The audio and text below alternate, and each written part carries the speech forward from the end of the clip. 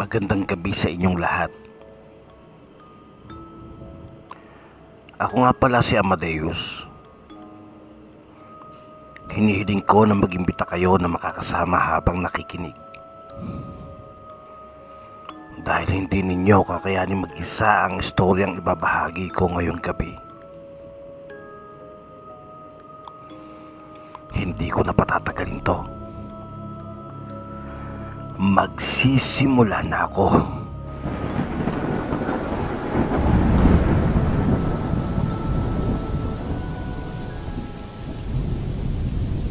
Taong 2008, Belgian, Malinois.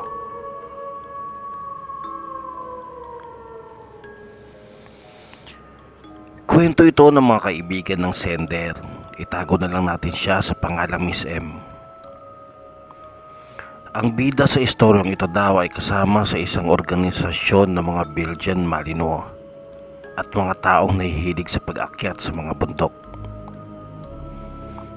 Ayon sa kanya, hindi doon nila ito madalas ikwento. At sa totoo lang, pulos mga malalapit na kaibigan lamang. Itago natin ang mag-asawa sa pangalang JP at Cherry. Ayon pa kay Miss M, nagkakilala sila 10 taon na ang nakakaraan.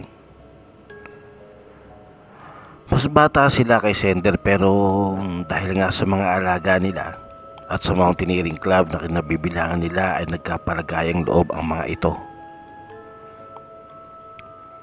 Dito nga nagkwento ang mga ito, hiningi ni Miss M sa kanila ang kanilang pahintulot upang ibahagi ang istoryang ito at nangakong itatago ang kanilang pagkakakilanlan para na din sa kanilang kaligtasan at sa kanilang pribadong pamumuhay.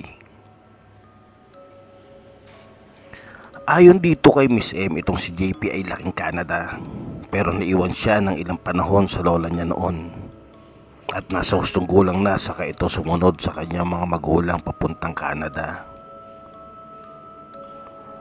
Makalipas ang ilang taon ay nagbakasyon sa Pilipinas saka naisipang pansamantalang mamalagi dito upang makipagsapalaran at madalaw sana muli ang kanyang butihing lola sa probinsya kung saan ito lumaki.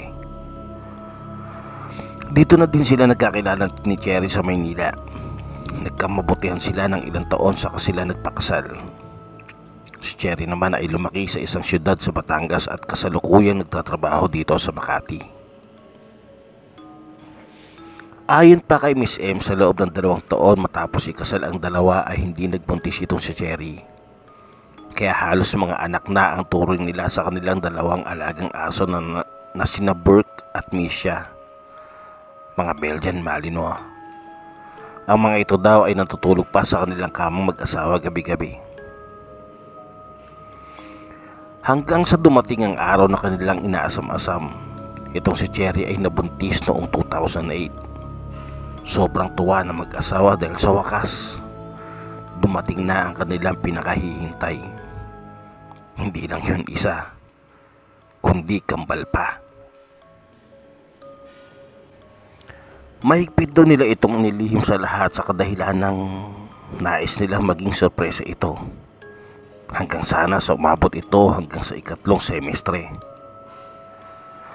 Ngunit pagdating sa kalahati ng 4 na semestre ng kanyang pagbubuntis ay may isang pangyayari ang sinasabi nilang hindi nila makakalimutan habang buhay.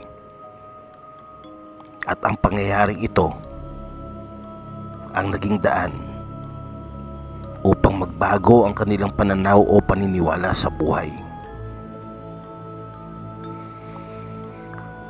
Dito magsisimula ang istorya ko. Bago nila ipaalam sa lahat ang pagbubuntis ni Cherry, sa hindi inaasahang pagkakataon ay namatay ang lola ni JP. Sobrang nangasaktad daw itong si JP sa kadahilan ng ito ang nagsilbing gabay niya simula pagkabata hanggang sa umabot siya sa tamang edad.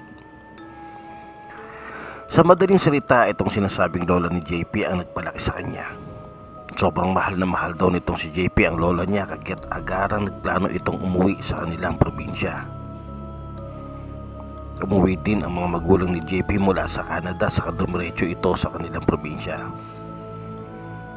Habang sila JP at Cherry naman ay nagplano na sa ikalawang araw mula nung mamatay ang nanay niya sa kanilang sila uuwi. Marami pa daw silang aasikasuhing papeles. Sila pa ang natasang mamili ng mga ihahanda at gagamitin sa lamay, bilang kumpleto naman ang mga gamit na mabibili dito sa Maynila. Hindi ko napapangalan ang probinsya kasi kilala ito sa hindi magandang imahe. Hindi ako sang-ayon kasi nadadamay lahat ng taga roon kahit naman hindi sila kagaya ng ikikwento ko ngayon. Ayoko makadagdag sa nagbibigay ng mali-maling impormasyon ukol sa probinsyang ito, kaya hindi ko nasasabihin kung saan. Bahala na kayo mag-isip. Balik tayo.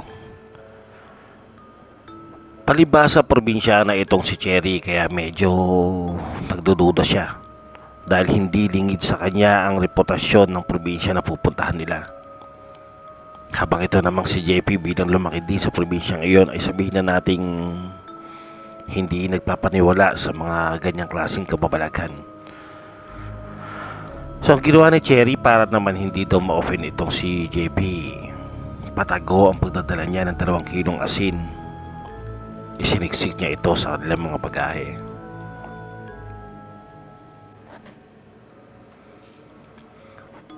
Hanggang dumating ang araw ng pag-alis nila papuntang probinsya ni JP.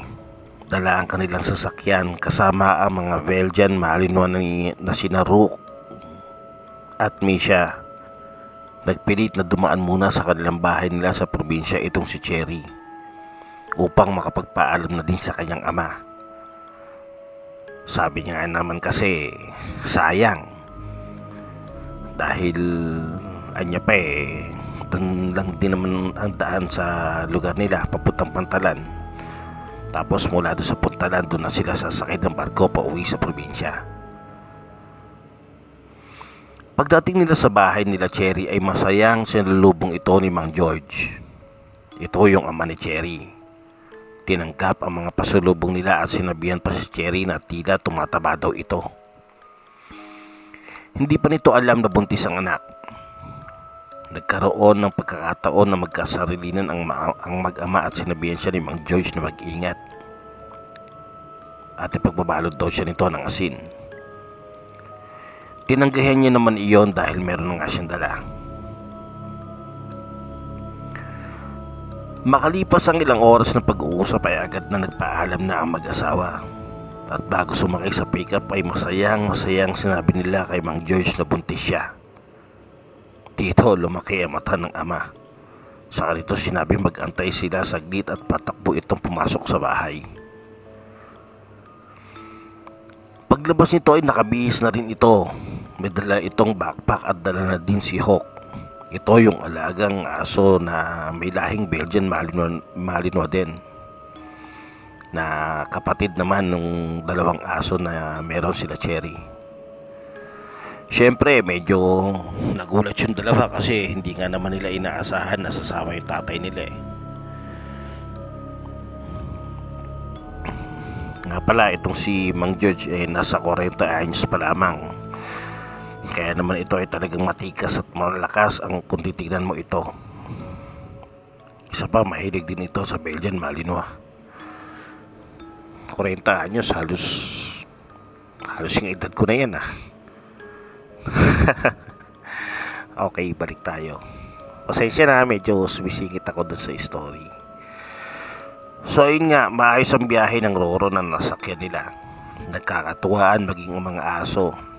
Naaliw pa nga ang mga sakay na barko kasi napakabait daw ng mga BM nila.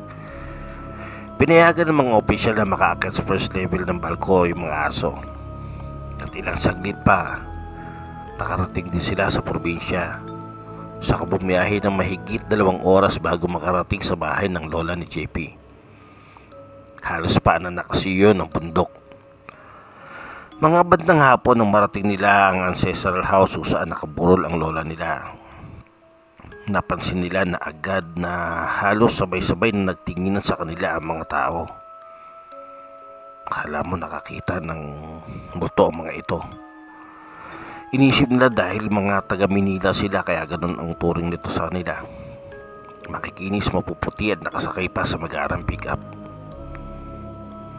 Pero ang hindi nila makakalimutan ng mga oras na yon yung biglang tumahimik at biglang nagpalit ng pwesto ang mga aso. Na tila ba nakaramdam itong mga to ng panganib. Biglang nag-security o defensive mode ang tatlo. Kung mahilig kayo sa working dogs, alam nyo ang itsura ng defensive or even aggressive stance nila. Halos mapati daw si Cherry sa paglalakad dahil nakadikit ang aso sa paa niya. At kahit ano ang taboy nila ay hindi umaalis sa pagitan ng mga paa nila. Animoy nakakaramdam ang mga ito ng matinding panganib na mangyayari.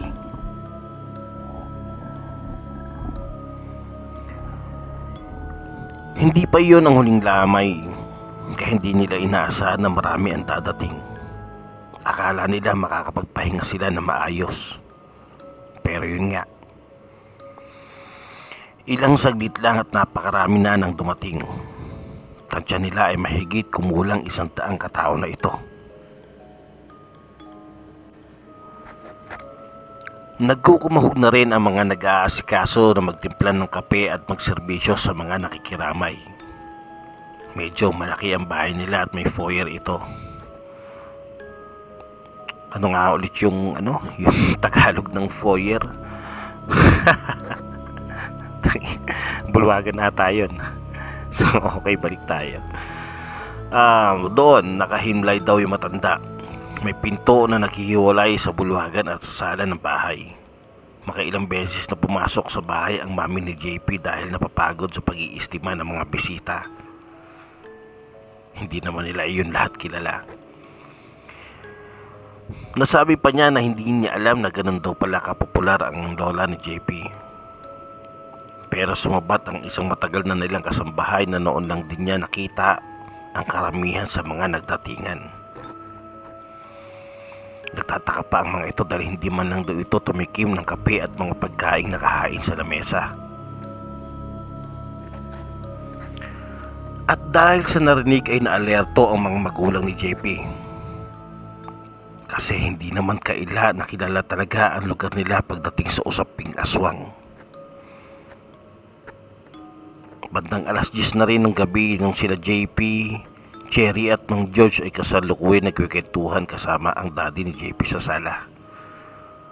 Nang walang ano-ano ay kinausap ng pabulong ng kasambahay ang mami ni JP. Pagdating nito sa sala ay agad itong isinara ang pinto. Inilak iyon. Saka iyon nagsalita. Mga anak, may sasabihin ba kayo sa amin ng daddy nyo? Tanong ng ina ni JP. Medyo nagulat sila pero sinabi na rin nila na buntis nga itong si Cherry. At gusto sana nilang palipasin ang libing ng lola nila bago ito sabihin sa lahat. Masaya ang mga magulang ni JP pero sobrang nag-aalala na rin ang mga ito. Ngayon alam na nila ang dahilan kung bakit tumagsa ang bisita. Kung bakit nga naman ngayon pa nila nalaman ang magandang balita. Kung bakit pa naman sa panahong iyon, sa pagkakataong iyon. Noong mga oras niyon ay heightened alert na rin ang mga aso. Pati ang mga alagang aspin ng lola ni JP ay nagpasukan na rin sa loob. At kung bakit pumwesto sa harap ng pinto ng bulwagan na parang nag-aantay kung mayroong papasok. Si Misha ay nakaupo at halos buong katawan niya ay nasa kandungan lamang ni Cherry nakapatong. Nailabas na din ni Cherry ang mga asin sa luggage at nailagay na sa malapit sa tabi niya. Maya-maya pa ay nagsabi itong nanay ni JP na nasa sala. Nawagdas lang lalabas.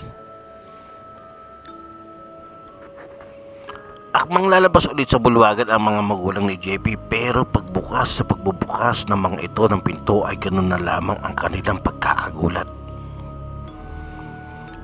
Dahil ng mga oras na yun, Ang lahat ng bisita na nasa bulwagan ay nakaharap lahat sa pinto. Yun bang pagbukas ng munang pinto ay mukha na ng tao ang bubungad sa'yo? Kalahati hindi pa ang layo ng mga ito. Naanimoy merong inaabangan lumabas. Dahil sa gulat ay naibagsak ng mag-asawa ang pinto pasara. Saka ito nagtatakbo pa atras. Maya-maya pa ay nagpupumilit na pumasok ang mga tao sa loob ng bahay. Nagkakagulo na ang mga aso. Mga ilang segundo lang noon at nagawa na rin itong sirain ng mga tao sa labas. Saka ito nag-uunahang nagsipasukan sa loob.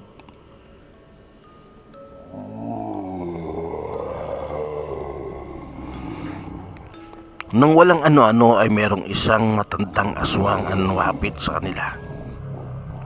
Tumayo ito sa gitna at nagwika. Ayaw namin ng gulo. Ang gusto lamang namin ay ibigay ninyo ang babaeng iyan sa amin. Makakalabas kayong lahat dito ng buhay. At kalimutan kung ano ang inyong nakita.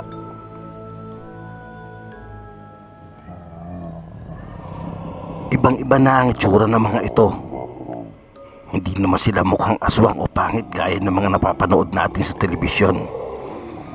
Pero yung amoy na malansa, maanghit, amoy panis na laway o karne andon pinaghalo-halo na. Halos naglalaway sa pagkakatingin sa tiyan ni Cherry ang mga ito. Namumula din ang mga mata, maging ang mga ngipin ng mga ito ay mistulang maliliit na pangil na. Doon na inilabas ni Mang George ang laman ng bag niya. 2 buntong pagi iyon. Ibinigay niya kay JP ang isa, saka ito nagsalita. JP, lahat ng kaya mong idasal mo na. Huwag kang papayag na makuha ni madaprisan man lang ng kamay ng mga ito ang parte ng katawan ng asawa mo. Abot langit ang pakiusap ng mami ni JP na pabayaan na si Cherry, pero lalo silang dumadami na pumapasok sa bahay. Hindi na nila alam kung ilan ang mga ito. Dito na nagkagulo. Ang mga aspin ay pumuwesto sa likod nila at handa ding lumaban. Habang papalapit sa kanila ang mga aswang ay napaatras sila hanggang pader na ang likod nila. At wala na silang ibang matatakbuhan. Isang medyo bata pang aswang ang hindi nakapagpigil at tumakbo papunta kay Cherry na mabilis namang nakagat ni Mischa. Ito ang nag-umpisa ng gulo. Niyakap ng nanay ni JP si Cherry habang ang mga lalaki ay lumaban gamit ang buntot pagi. Ang mga Belgian Malinois naman ay halos magpakamatay sa pagkagat at paglapa sa mga taong pumapasok sa bahay. Makailang beses na humpas sa pader ang katawan ng mga ito, pero bumabangon at tuloy ang lapa kung sino ang aabutin. Kabi-kabila din ang saboy ng asin ni Cherry.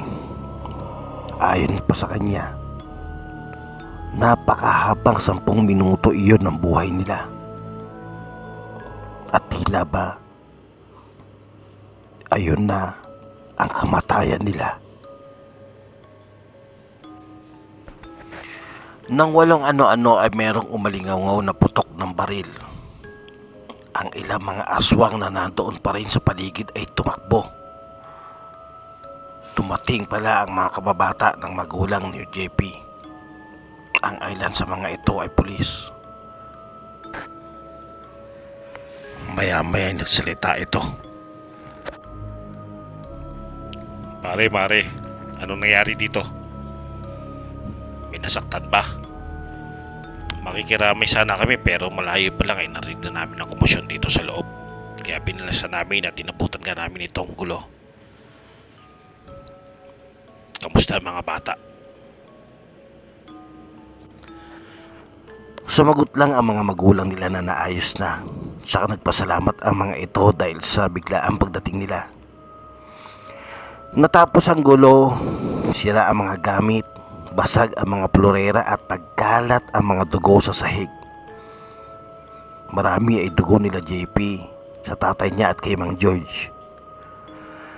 Maya-maya pa humandusay ang mga aso. Halatang ibinigay nila ang lahat ng kanilang lakas. Si Urke ay wakwak ang dibdib. Si Hawk ay may malaking sugat sa batok at si Misha na hindi halos umalis sa tabi ni Cherry ay bumagsak din at habol nito ang kanyang hininga. Hindi kaya ng mag-asawa ang itsura ng mga alaga kaya kahit alas 11 na ng gabi kasabay ang takot dahil sa nakaraang pangyayari ay hindi pa rin sila nagpatubiling isinakay ang mga ito sa pick-up at itinakbo sa bayan. Sumama din ang buong pamilya kasama ang mangilang-ilang pulis na tinawagan na kaibigan ng magulang ni JP dahil kailangan din nila ipagamot ang kanilang mga sarili.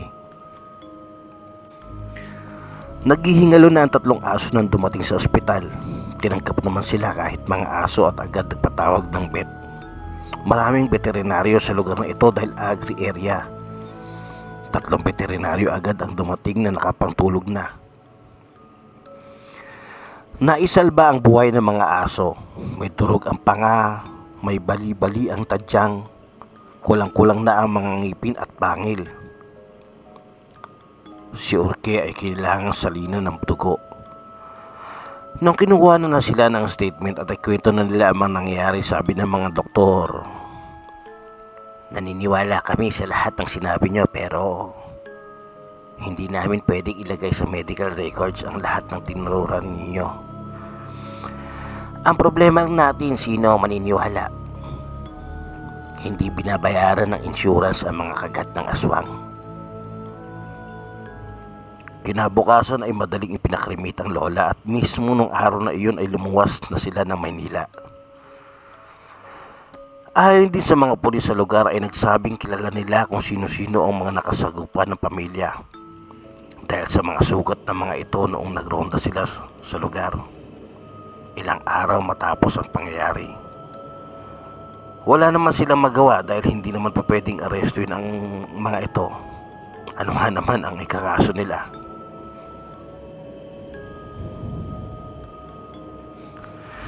Sa ngayon na 3 aso ay mga buhay pa din, kaso sobrang tatanda na daw. Nadagdagan na rin ng kambal ang pamilya nila JP at Cherry. Madalas sabihin ng mag-asawa na hindi nila ma-imagine ang time na mawawala na ang kanilang alaga, maging ang alaga ng ama ni Cherry, dahil utang nilang maliwanag ang buhay nila sa mga ito. Hanggang dito na lang. Madaming salamat.